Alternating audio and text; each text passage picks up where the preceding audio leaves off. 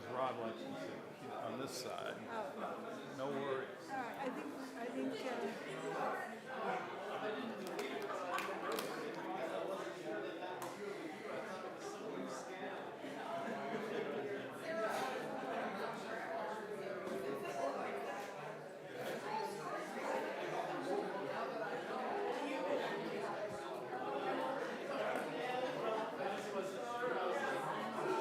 It's time. Yeah, it's time.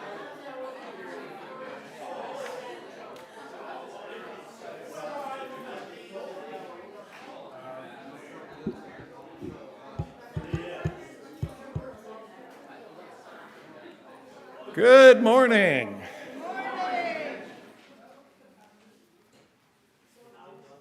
Wow, that was pretty good. Y'all quieted down right away. I didn't know what to do, so I thought I'd get to hang out here for another 30 seconds while you got quiet. But I have some announcements to read to you. The first one is about the choir potluck and retreat. Catherine and the choir will be getting together for a potluck dinner this Tuesday from the following Tuesday. Oh, well, it didn't get changed on my announcements, but okay. Next Tuesday from 6:30 to 8 o'clock. Is it still in the lobby? Okay, in the lobby. All right, they're going to catch up on their summer activities. They're going to take a little time to socialize, get to know each other a little better, and they'll take a look ahead at their new year. They're also going to eat some really good food. I've been to a couple of these choir potlucks, and they are really wonderful. So obviously the entire choir is in on this, and they're all invited. But if any of you in the room have had an inkling to maybe join the choir, to sing with them, to check out the group, this is your invitation. Show up next Tuesday evening, and you get a really good meal. And you get to, next. A week and 2 days, 9 days from now. Okay. So you get an opportunity to meet with Catherine and meet the people in the choir and have a really wonderful evening. So hopefully lots of people will show up. We can build our choir. Okay, once again, it's time for Death Cafe. Death Cafe is a time to open our hearts to one another, to share feelings about death and dying. The cafe is not a place to give or receive advice.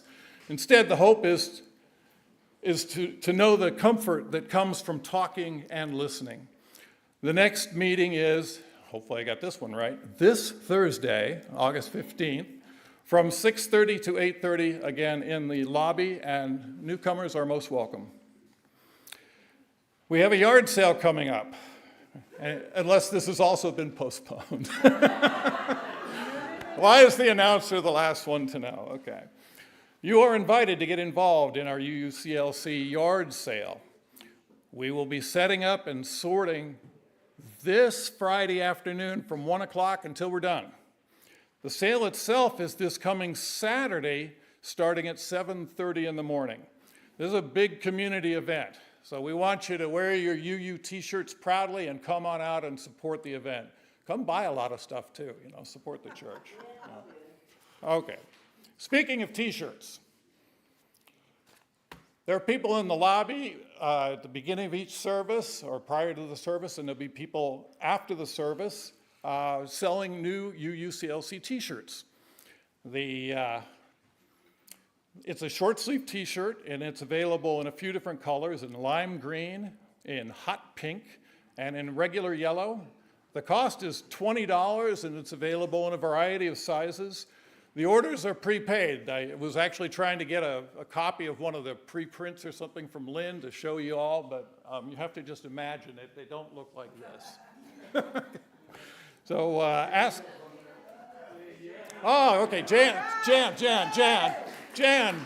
model, yes, encore.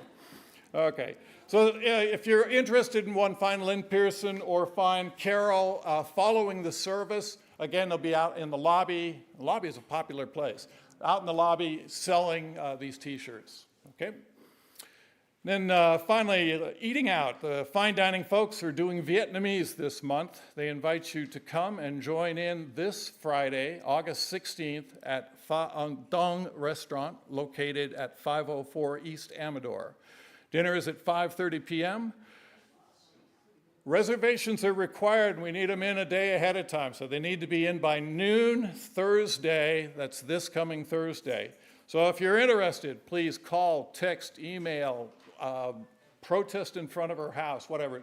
Somehow contact Janet Martinique, and her email is on the back of the order of service, okay?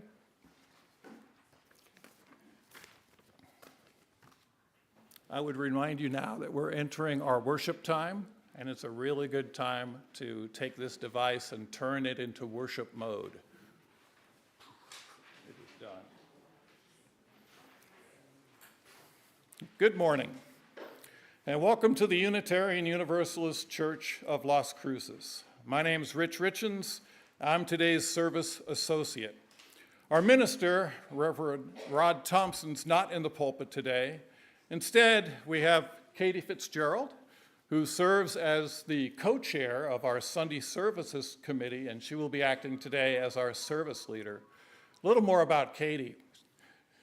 She spent a lot of her life being a teacher, and she tells me now her love is to read, and she's got a penchant for murder mysteries.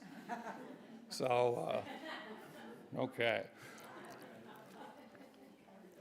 We've also got a different person behind the piano today than what you usually see. We have Nancy Carlson today. And she's going to be joined by, this is like the Carlson family singers, I think, or players. So David will be playing one piece, and then Nancy's granddaughter, Abigail Sorum, will be singing a couple of pieces for us. So that should be really special. Kelly Ingram is not here today, but she's our Director of Religious Education. Rod will be filling in for Kelly. On the tech side, we've got Elwin Nunn on the camera, and Mike Yasko's working both the soundboard and the YouTube. Oh! Okay, I take it back. Claire's today. I actually went back and checked like 5 minutes ago. So Claire's managing the YouTube interface. No, Mike's managing the YouTube interface, and Claire's got the soundboard. The chalice table's been lovingly prepared by Diane Lee and Gilliam Ling. You hopefully have already met today's greeter, but in case not, they are Jack Welch, Julie Woody, and Carol Stanfill. Hospitality is offered today by the Committee on Ministry, and each of us is delighted to be with you today. If you're visiting us today, we would love to meet you. Yep. Okay. I'll get to that in just a minute. We're going to go ahead and do the gathering song. It's song number 188, Come, Come, Whoever You Are.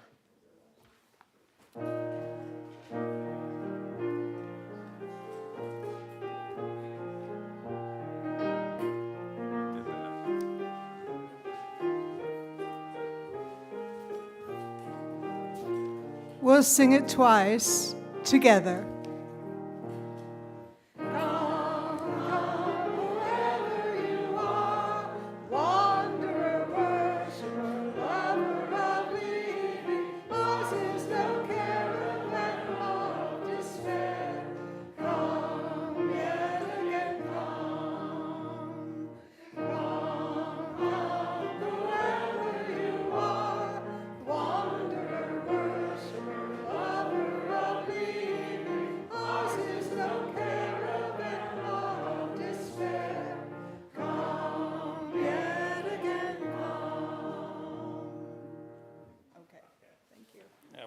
Track.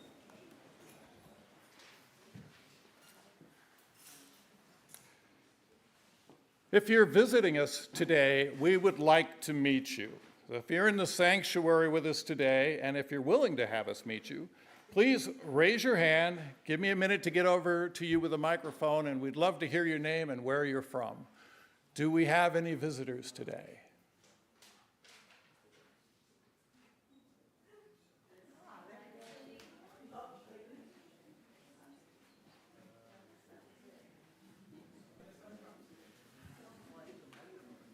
Hi, I'm Cindy, Madrid. And where are you from, Cindy? I'm originally from Las Cruces. I live in Socorro, but I'm here most days of the week now. Very good. Thank you for being here. Anybody else visiting us today? Okay, I'm going to be courageous and introduce myself. My name is Shah Nejat. My wife Mary is with me here today. We came here last Sunday, and this is second time, this year. But we've been coming on and off. So we just wanted to be part of this community and. So anyway, I said we were from Las Cruces, but we used to live in Colorado, in Colorado Springs. So we've been here since 2012. So love to get to know everybody, just be part of this community. Thank you.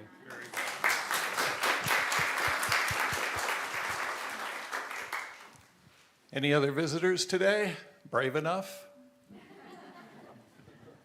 Hi, I'm Emma Jean. I'm here with my brother, and we're just checking it out. We've lived in Cruces for, I forget how long that is, but just before the pandemic is when we moved here. Thank you for being here. Anybody else? Anybody online want to say hi to us? Never. Okay. Okay.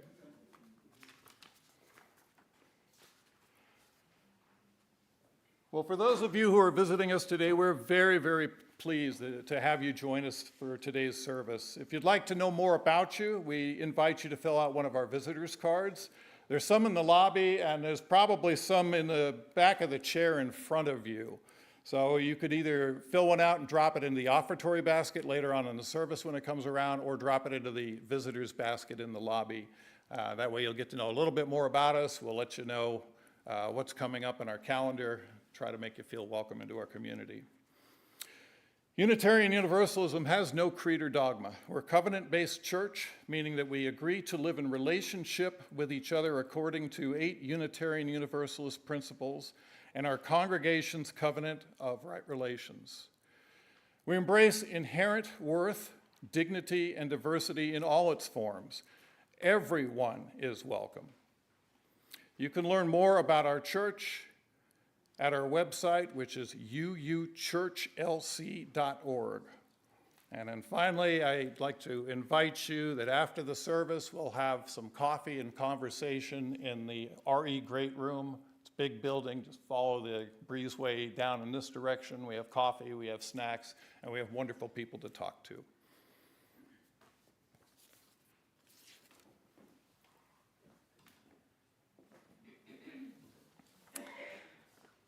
Our opening words today: honor and understand our lives.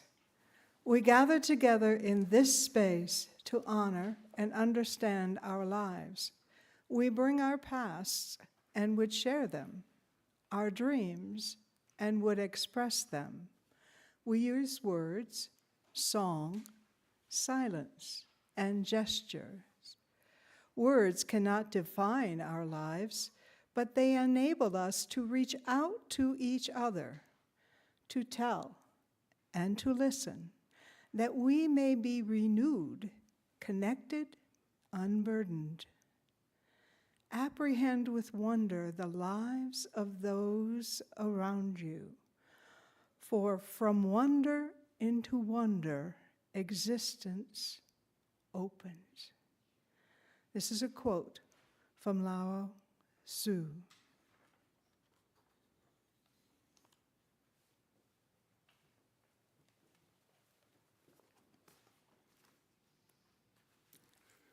I thought this morning to think of some similarities between our chalice and the Olympic flame. Both bring people together as communities bound by a shared sense of purpose and remembrance. Both can teach us that our journey is not defined by when we cross the finish line, but from what we find within ourselves and from the support we receive from those around us. Both flames represent more than just light. They symbolize hope, resilience, the endurance spirit that guides athletes and Sunday service committee chairs, even through the darkest times. Each flicker is a reminder of the courage we carry in our hearts and the light that shines through our collective strength. So as torchbearer Katie lights our chalice, let us honor those we remember, cherish the moments we've shared, and reaffirm our commitment to support one another. In every challenge we face, let's remember that together we can find the light and continue to move forward with hope and determination. Please rise in body or spirit and join me in saying our church's affirmation of the covenant, followed by the singing of the doxology in English and in Spanish. The words will be on the screen. Love is the doctrine of this church. The quest for truth is our sacrament, and service is our prayer. To dwell together in peace, to seek knowledge and freedom, to serve others in community, to the end that all souls shall grow into harmony with creation. Thus do we covenant with one another.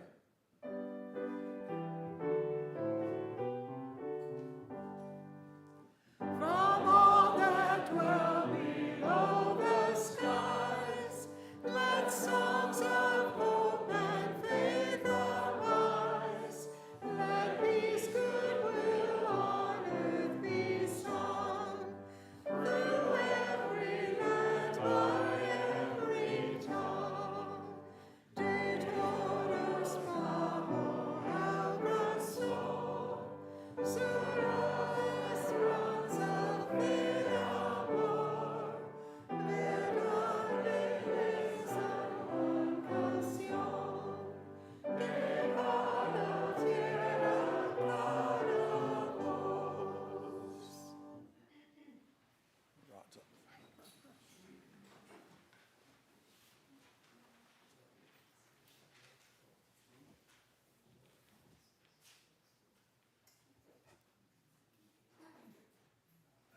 I can't do it as good as she could, but good morning, church. Good morning, Kelly. Yeah. Close enough. I am sharing a little book called Ish, I-S-H, by Peter H. Reynolds. Ramon loved to draw. Oh, we aren't even open up here. How do we know? Anytime, anything, anywhere, he loved to draw. One day, Ramon was drawing a vase of flowers. His brother, Leon, leaned over his shoulder. Leon burst out laughing. "What is that?" he asked. Ramon could not even answer. He just crumpled up the drawing and threw it across the room. Leon's laughter haunted Ramon. He kept trying to make his drawings look right, but they never did.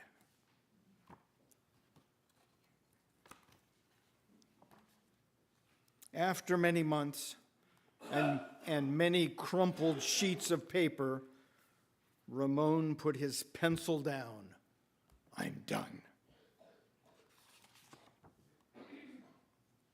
Marisol, his sister, was watching him. "What do you want?" he snapped. "I was watching you draw," she said. Ramon sneered. "I'm not drawing. Go away." Marisol ran away, but before she left, she picked up a crumpled sheet of paper. "Hey, come back here with that." Ramon raced after Marisol up the hall and into her room. He was about to yell, but fell silent when he saw his sister's walls. He stared at the crumpled gallery. "This is one of my favorites," Marisol said, pointing. "That was supposed to be a vase of flowers," Ramon said, "but it doesn't look like one." "Well, it looks vase-ish," she explained. Vase-ish? Ramon looked closer. Then he studied all of the drawings on Marisol's wall and began to see them in a whole new way. "They do look ish," he said. Ramon felt light and energized, thinking ishly. By thinking ishly, it allowed his ideas to flow freely. He began to draw what he felt, loose lines quickly springing out without worry. Ramon once again drew and drew the world around him, making an ish drawing felt wonderful. He filled his journals with tree-ish and house-ish and boat-ish and afternoon-ish and fish-ish, which was my favorite. Sun-ish. Ramon realized he could draw his feelings too. Peace-ish, silly-ish, excited-ish. His ish art inspired ish writing. He wasn't sure if he was writing poems, but he knew they were poem-ish. One spring morning, Ramon had a wonderful feeling. It was a feeling that even ish words and ish drawings could not capture. He decided not to capture it. Instead, he simply savored it. And Ramon lived ishfully ever after.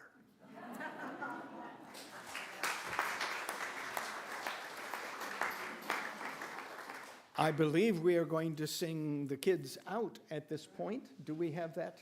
Oh, good. We'll sing it twice. They'll leave on the second time through.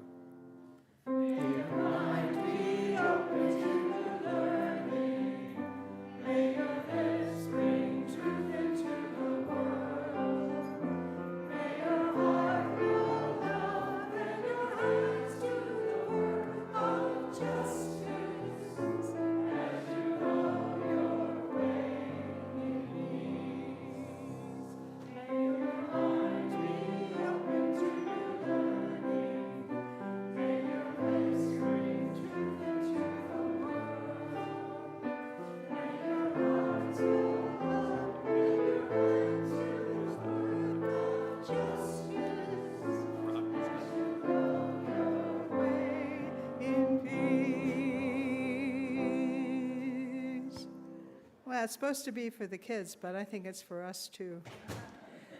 Now, if you would please rise in body or spirit and join us in singing the opening hymn, number 16, "'Tis a Gift to Be Simple."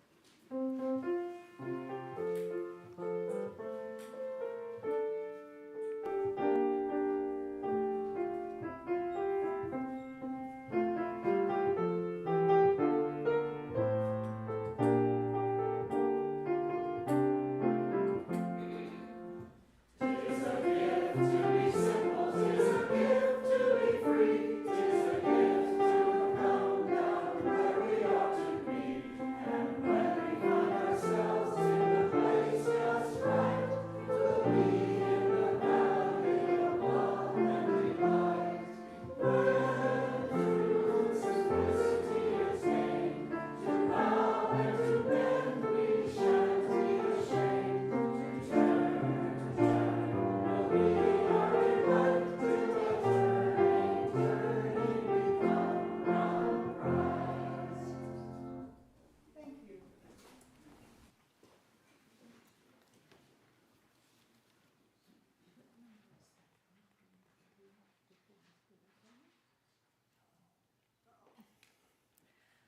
I hope you'll forgive me for a moment. I have to find the poem that I chose for today from W.E. Du Bois, and it's in our hymnal, but I forgot to write down where it is. So, I might switch the order of the readings and come back to that and read the second meditation and then find W.E. Du Bois and come back to that later, if y'all don't mind. This reading is called Hard, Brave Choices, and it's by Martha Durkee Newman, and she wrote it this past summer, or we're in this summer. She wrote it 2 months ago.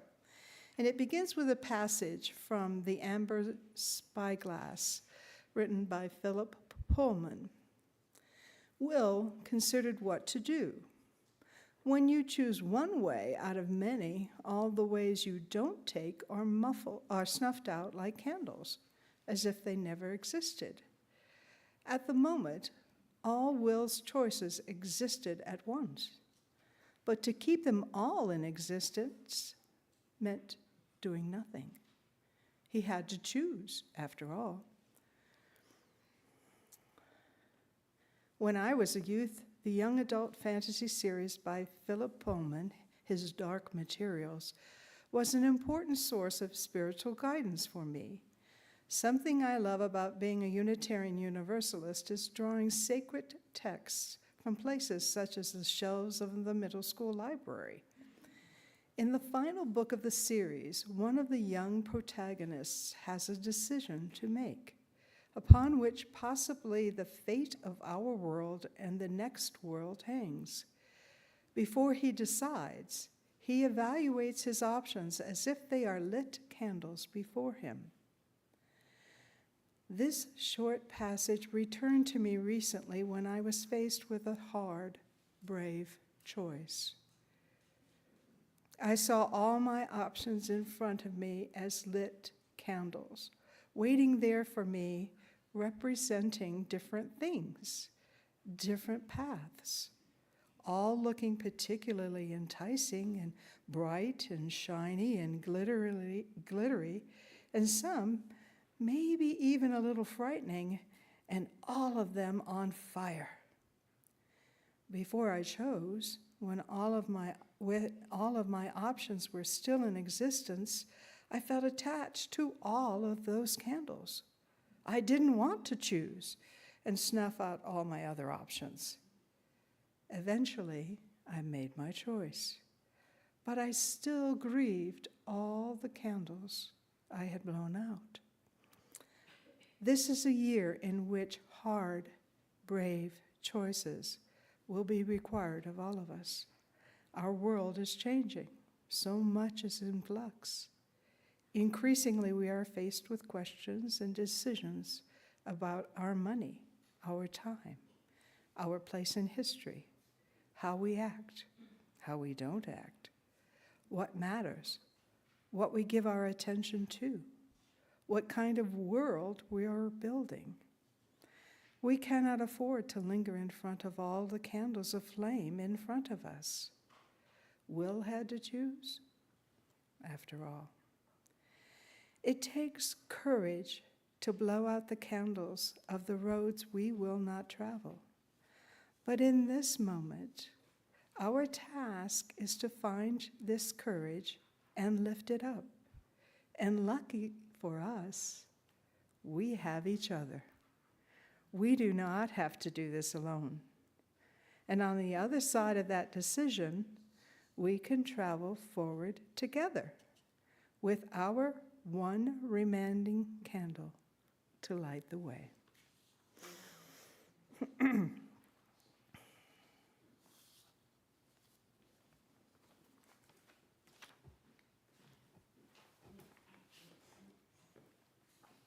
Thank you. I have someone who has my back. I appreciate that so much. We'll do that after Joyce then, right? Yeah, Joyce. Okay, we'll move into joys and sorrows. One of the ways we support one another in our community is through the sharing of joys, sorrows, and milestones. If you have a joy, sorrow, or a milestone that you would like to share with the congregation this morning, please raise your hand and I will bring you the mic. And when I do, please state your name and what's in your heart. Are there any joys or sorrows or milestones to share today? Please raise your hand.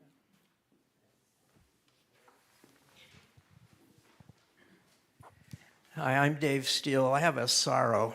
I just learned this morning that the state that Eileen and I grew up in, left several years ago, just passed a law, a recent law, that allows for the banning of books if only 3 of the state's school boards decide that those books should not be available to children. And the state has now banned on one day 13 books, 13 titles. And that makes Utah just one of several states that are going through similar processes. And the banning of books is something that I think is just absolutely reprehensible.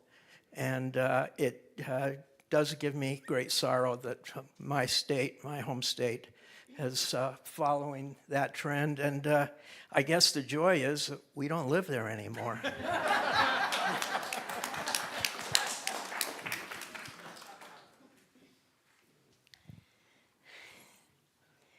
Hi, I'm Jean Gilbert, and I have a joy and a sorrow.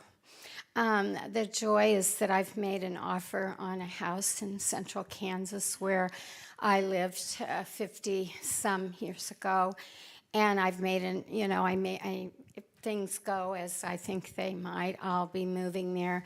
But my sorrow is I've lived here over 40 years, and I've been a member of this church probably as long. So this is a huge. I mean, I'm very nervous and scared, and I'm happy and I'm scared at the same time. All those in favor of banning her?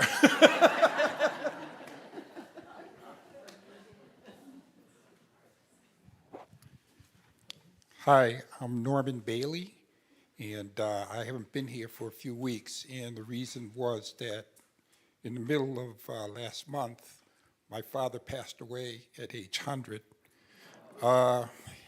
He's been in bad health for a while, but he lived a really great life. He was, in my opinion, the perfect blend of, to do, get it done, but at the same time has a great sense of humor, so he is missed. Thank you.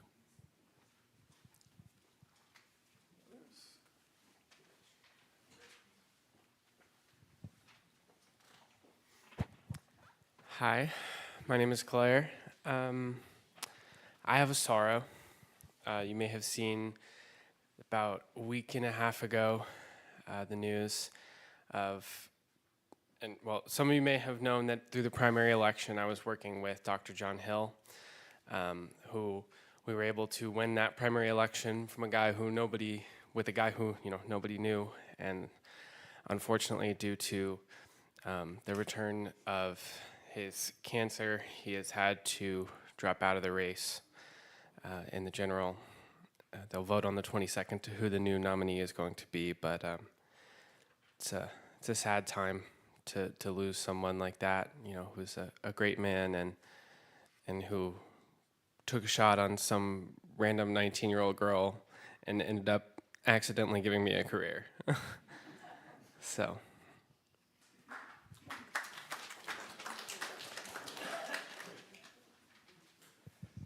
Good morning, I'm J.D. Schultz, and I just, this morning, completed the 30th of my hours to renew my RN license. And that gives me another 2 years, and this is what I'm celebrating with is propofol. It was Michael Jackson's favorite. It does say that. I'm in Las Cruces to take care of my sister. And when I came here about a year ago, things were really bad. And I've come a long way with healing her. And she has greatly, greatly improved, and her spirit is reviving, and I'm getting my sister back.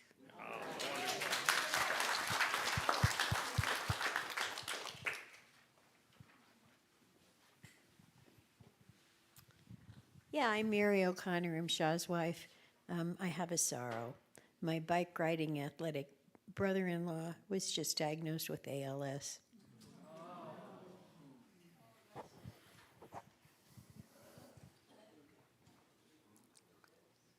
Any other joys, sorrows to share? I'm going to go ahead and light one more candle, just in case there are some joys or sorrows that we have held just a little too tightly in our hearts. Might not be able to share them right now. There it goes.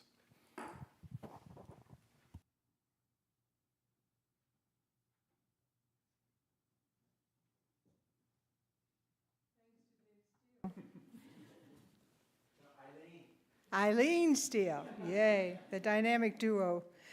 I would now like to share number 502 in the hymnal. Now is the accepted time, not tomorrow, not some more convenient season. It is today that our best work can be done, and not some future day or future year. It is today that we fit ourselves for the greater usefulness of tomorrow. Today is the seed time. Now are the hours of work, and tomorrow comes the harvest and the playtime.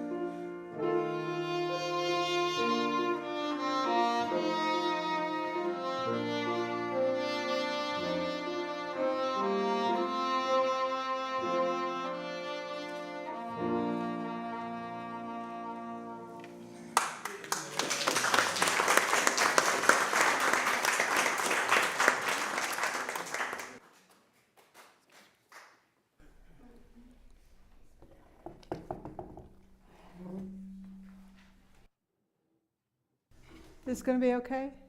No. This going to be okay? Say when. All right. I wanted to be a little bit more grounded for my remarks today. It's going to be like 5 legs are better than 2, and a little bit more informal, because these are not going to be any profound words of wisdom. Everything I say today you probably already know in your heart of hearts. I just am going to organize it a little bit for you. A few weeks ago, my cousin over here, not really my cousin, but I adopted him. I'm older than you, I can adopt you. As my cousin, Kevin, talked about renewal, and one of the suggestions he had was for us to read more poetry. So I go out and I do what Kevin says. I read poetry. And one of the lines that spoke to me was, reclaim the moment. And it kept rolling around in my brain like a hamster in a little, wheel that they have, and I couldn't get rid of it. So it's like, okay, that's going to be the topic for August 11th. Now what do you do with it? And I asked the ladies at Bridge, okay, when I say reclaim the moment, what does that mean to you? And the consensus was, reclaim the moment means now, not yesterday, history, the past, and not the future, but now. Okay, I got it. All right, that's good. I can work with that. I got it.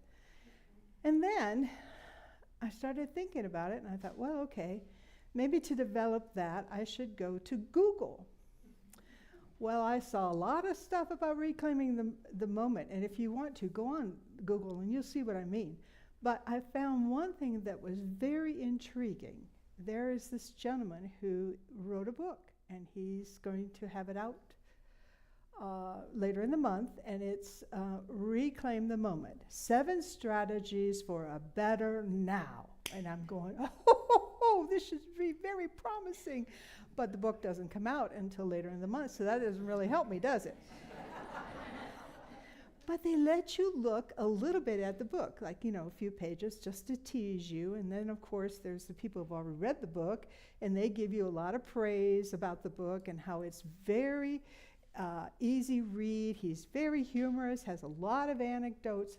This man's a trainer for business people. He's a consultant. He goes in, and of course he's got a lot of stories, and he's going to be very entertaining. That's what he does for a living. Oh, he just put it on paper now. Well, I thought, well, okay, I've been to a number of those, 42 and a half years in education. I have sat in a lot of those trainings. I bet you I could do my own 7 strategies for a better now. But I'm going to put a UU twist on it. So that's what I have for you today. It's not profound. It's very practical. My 7 may not be your 7, and I guarantee you there are a few overlaps with Mr. Bennett's book. His name is Greg Bennett. If you want to go right out there and buy it, that's up to you, $28. But I could save you some money. Anyway. My 7 strategies begin with the first one. I want to reclaim moments with my family. I'm one of 7. Number 5 in birth order, very important in our family. Very important. Job assignments came by virtue of your birth order. Feel very sorry for my younger sister.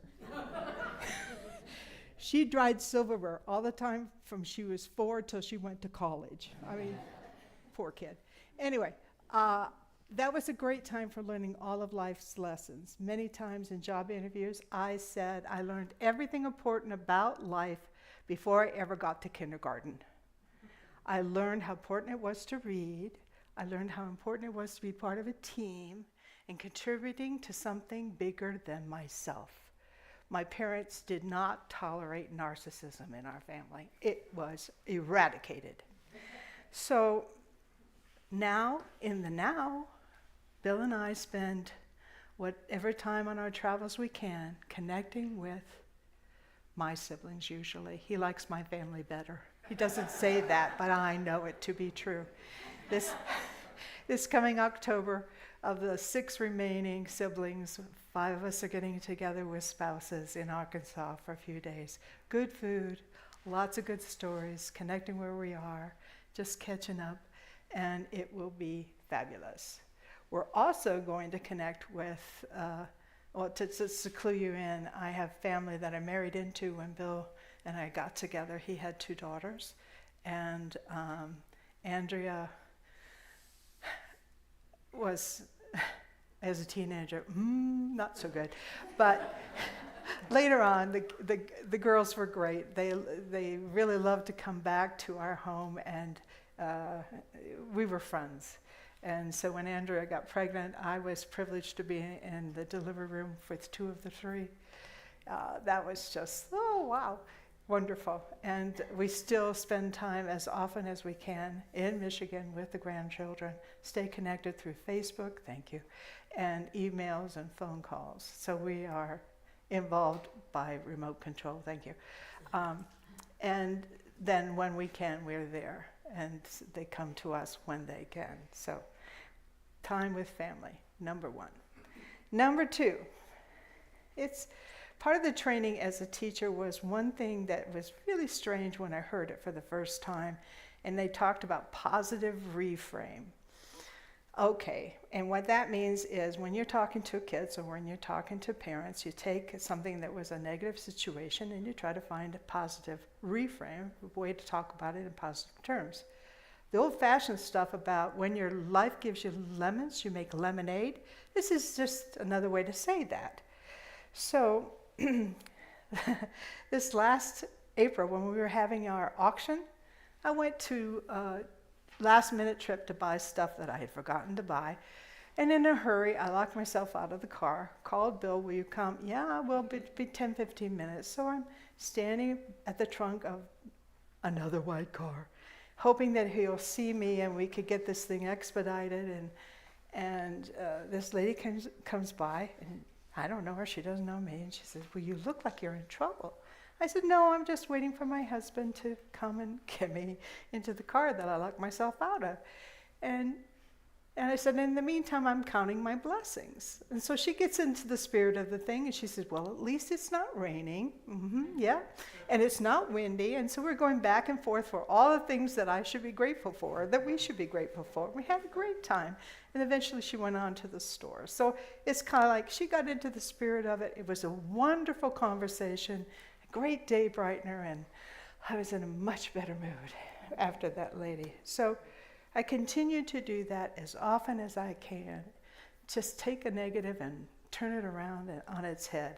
As I get older, that's a little more challenging, but creativity is required.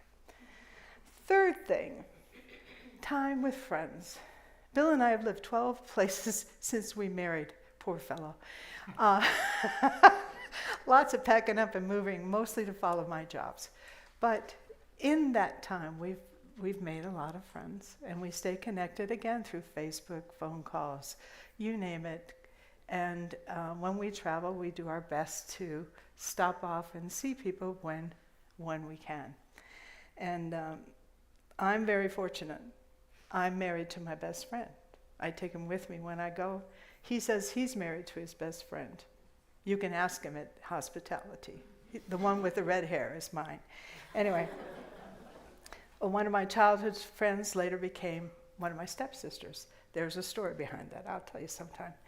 Anyway, and I have a cousin who is a year older than I, and she moved out west for 6 months of the year. So her husband and I, Bill and I, we would meet for meals, visits. She happens to live 40 minutes from our daughter in Michigan. It was meant to be. Anyway, time with friends. What a payoff. And what a way to build and keep a better now, in my book. Even though I'm competitive at the bridge table, I think most of the folks I play bridge with would say that it's a friendly game. Charlie's laughing. We laugh, we have a good time, right? Most of the time? Anyway. The next strategy that I value is time with nature. When I was a kid, my parents gave me a bike. Ooh. And I lived in this little town that was a farm town. So, they never asked. I never told. But I would go out on my bike into the farm areas. And I loved it because the sun on my face and the wind on my arms. It was like, oh, yay. There wasn't a lot of privacy in our house, you know. So this was my time. Loved it. Still do walking the dogs out in the RV, particularly boondocking, because then you're not in a park with people right next to you. You can do what you want to do, see what you want to see. It's wonderful. Any time with nature is. And then, of course, here in New Mexico, it's important to me to bring the outdoors in. So I have a lot of plants in our house. Probably too many, Bill would tell you, but that's okay. It's good. It creates oxygen. There's one topic that I'm sure Mr. Bennick has in his book, whatever he wants to call it, and we do this as you use. I call it winning with people. It's whatever we do it together. Think about our auction in April. We had people donating stuff. We had people organizing stuff. We had people preparing the food. We had people cooking the food. We had people serving the food. We had people taking leftovers home. We had a fabulous live auction with new auctioneers, and it was a hoot, and we made money all the way along it was just wonderful. But we did it together. And that's the great thing I learned as a teacher, that one of the coming things, and this will date me now, that it was less about individual assignments and starting to do more group work, because some kids learn better from other kids than having this wah, wah, wah, wah teacher talking all the time. And it's true. We know that in our committee work, that it's about what we put our shoulders to as a team, what we can accomplish. So, and then the other part of that is part of what we have in our covenant. Service is our prayer. Reaching out and doing what we can do for others. And there's a host of things that get involved in. Not just church stuff, but other activities outside in the community. Stand up and make a difference. The next one's a little bit esoteric, and I'm going to call it something. You will call it whatever you want, because it really depends on what you value. But I am calling it the search for beauty. Many of you don't know that in my distant past, about the time Bill and I got together, I sang in a barbershop quartet and in a barbershop chorus. And the funny thing about barbershop, you have 4 voices.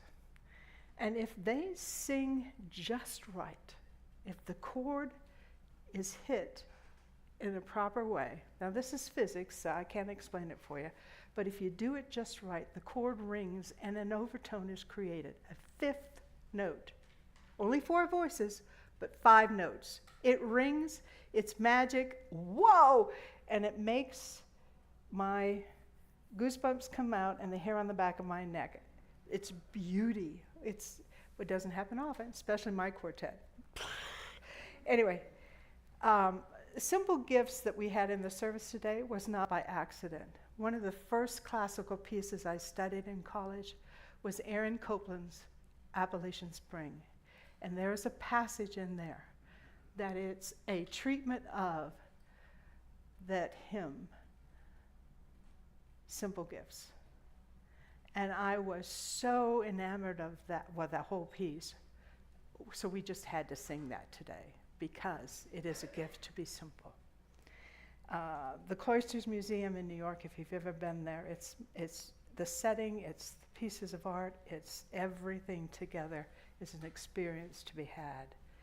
A well-tuned, this is for you, Charlie, a well-tuned engine is a thing of beauty, is it not? I recently visited my sisters in Michigan, and we were privileged to go to that multimedia exhibit of Van Gogh's art, and it was multimedia, so it was like nothing I had ever experienced before. That too was a thing of beauty, a joy to behold. In every walk of life, I believe there are those moments that transcend and fill a part of ourselves that need to be filled. And those are moments to reclaim and, as much as we can, relive. And the last one, I'm going to take it back to my mother. There's a story from my college years. My mom was a card. She loved to laugh. She loved to make jokes. She did funny things. When I was in college, she brought a lady from our church to the city to go to a specialist. And the deal was, if they got done in time, they would take my roommates and I out for dinner. And one of the other students that I knew from church came by, and she was all set to knock, and then she heard us all laughing in the living room, and she hesitated. And eventually, she decided to get more courageous, and she came in, and she said, "Well, you were all laughing. I thought you were having a party." And my mom's friend, Mrs. Swartz, said, "Well, anytime you get the Welleses together, it's a party." Well, it wasn't quite true, but close enough. So the last category, the last strategy for building a better now is laughter. And that wonderful medical resource, the Mayo Clinic, backs me up. And here's what they say about laughter. Laughter may improve your immune system. Who knew? Negative thoughts manifest into chemical reactions that can affect your body by bringing more stress into your system and decreasing your immunity. By contrast, positive thoughts can actually release neuropeptides that help fight stress and potentially more serious illnesses. So the next time Kevin asks you, "Do you know what day it is?" he's actually helping you out to be healthier. Laughter can help relieve pain. It can increase personal satisfaction, making it easier to cope with difficult situations. It can help you connect with other people. And laughter can improve your mood. Well, duh. Anyway, it can help people who experience depression, sometimes due to chronic illness. Laughter can help lessen your stress, depression, and anxiety, and make you feel happier. It can also improve your self-esteem. So to recap, 7 strategies for building a better now, the UU way. Time with family, including this family, switching from the negative to the positive. Time with friends, including your UU friends. Time with nature, winning with people, finding beauty in your life, and laugh more. May it be so.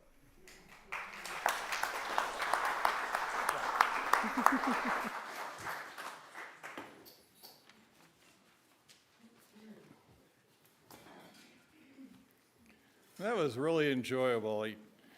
I was reflecting to my golf game as you did that. Hole in one is a thing of beauty. Well, it is, but now you've got to, I slice that ball out in the right, and I go, well, let's see, how can I make this, rephrasing to the positive is like, well, I've never been to this part of the course before.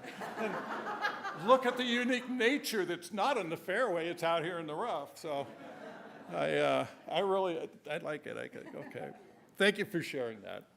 It's now a time for sharing of gifts. The operation of our church needs your input, your contributions.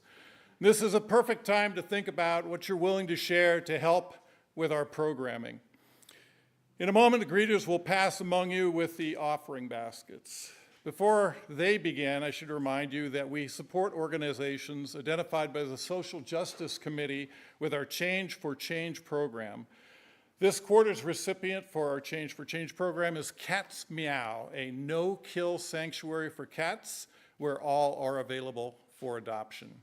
You can support Cats Meow by putting your change in the basket or by writing Change for Change on the note line of your check.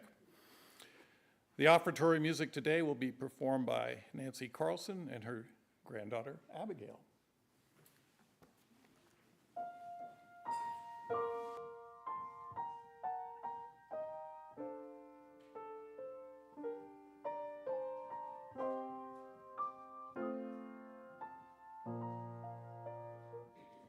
I love to feel the gentle rain of summer. I love the snow that falls from winter skies, the flowers of spring, the lovely leaves of autumn bring tears of joy and wonder to my eyes. And so I sing a song to celebrate that life is good, that life is good. And so I sing a song to celebrate that life is good, that life is good.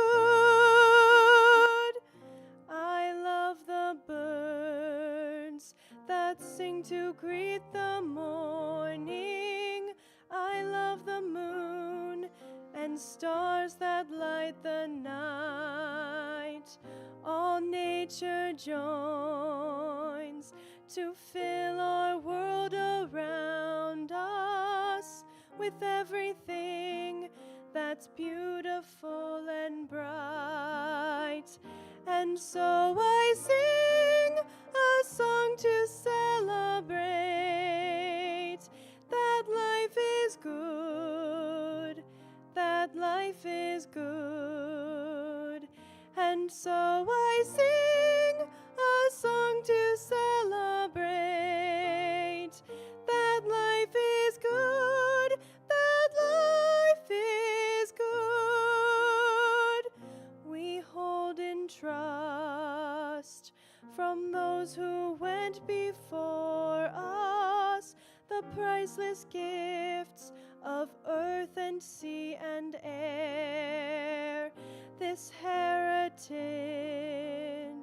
for future generations should be a gift that all can truly share. And so I sing a song to celebrate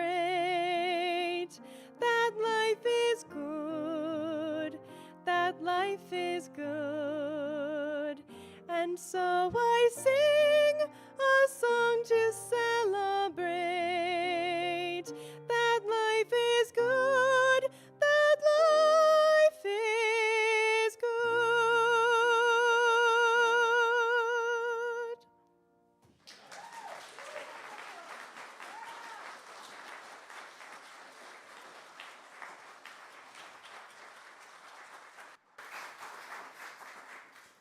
Thank you, thank you, thank you.